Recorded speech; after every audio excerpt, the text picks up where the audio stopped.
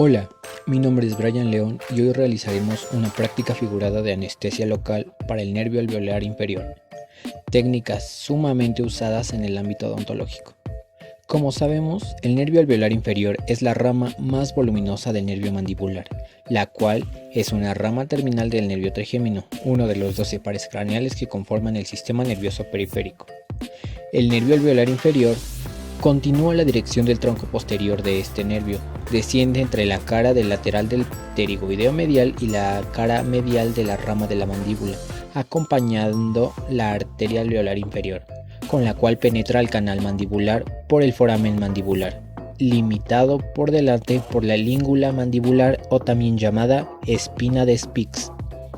El nervio, la arteria y la vena alveolares inferiores recorren el canal mandibular hasta el foramen mentoniano, donde se divide en sus ramas terminales ya explicadas con anterioridad en el video pasado, el nervio incisivo y el nervio mentoniano. Sin embargo, a su paso también emite tres ramas colaterales. La primera es la rama anastomótica del lingual, donde se desprende en la región interpterigoidea y se dirige hacia abajo para alcanzar al lingual por debajo de la cuerda del tímpano. La segunda es el nervio miloioideo, la cual se desprende del nervio alveolar inferior antes de que penetre el conducto mandibular. Se introduce al surco miloioideo y suministra ramos para el miloioideo y el vientre anterior del digástrico.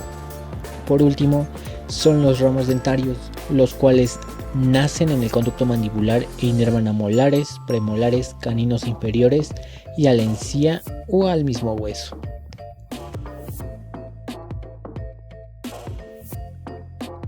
Realizaremos la técnica anestésica directa del nervio alveolar inferior.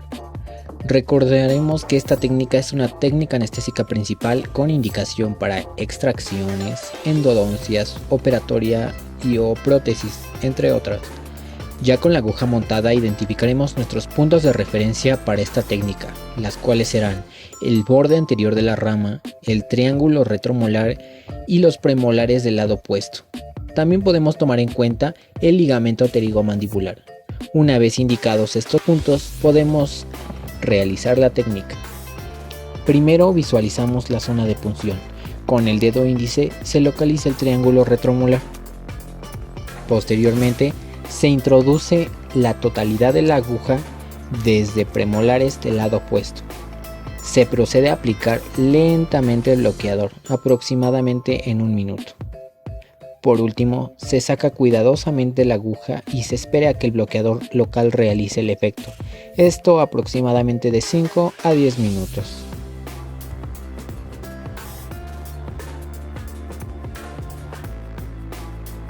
Esta técnica, al igual que la anterior, es una técnica anestésica principal con indicación para extracciones, endodoncias, operatoria y o prótesis, entre otras. Ya con la aguja montada, identificaremos nuestros puntos de referencia para esta técnica, los cuales serán el borde anterior de la rama, el triángulo retromolar y las caras oclusales del lado a anestesiar. También podemos tomar en cuenta el ligamento pterigomandibular. Una vez identificados estos puntos, procederemos a realizar la técnica. Se visualiza la zona de punción, con el dedo índice se localiza el triángulo retromolar. Se introduce la totalidad de la aguja desde caras oclusales del lado a anestesiar y se coloca solo 1/4 del cartucho. Después se gira lentamente hasta premolares del lado opuesto, donde se colocan los 3/4 de cartucho restantes. Se regresa la jeringa a caras oclusales del lado a anestesiar y se saca con cuidado la aguja, esperando a que el bloqueador local tenga efecto en un promedio de 5 a 10 minutos.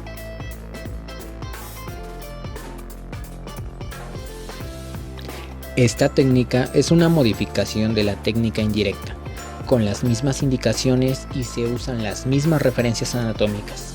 Se introduce la aguja desde premolares del lado opuesto y después se gira hacia incisivos centrales inferiores. Su tiempo de espera del bloqueador anestésico es el mismo.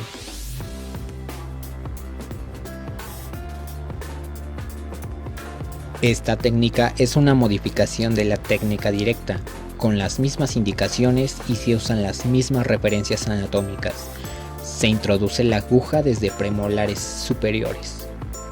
El tiempo de espera para acción del anestésico es el mismo que con las técnicas anteriores.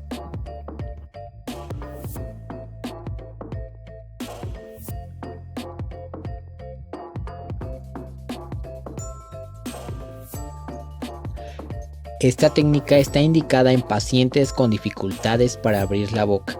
Las referencias anatómicas son el proceso coronoideo, el plano oclusal y el rafe pterygomandibular. El paciente tiene la boca cerrada. Se coloca la aguja paralela a los márgenes gingivales de los dientes de superiores y se inserta en la cara medial de la rama de la mandíbula, en el triángulo retromolar. El tiempo de espera de acción del anestésico es el mismo que con el efecto de las técnicas anteriores.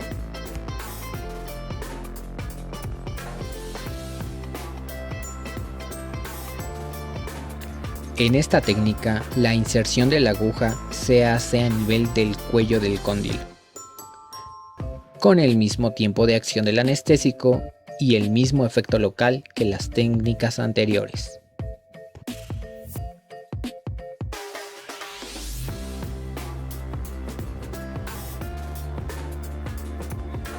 Esta técnica se usa únicamente cuando se va a bloquear el lado izquierdo del paciente.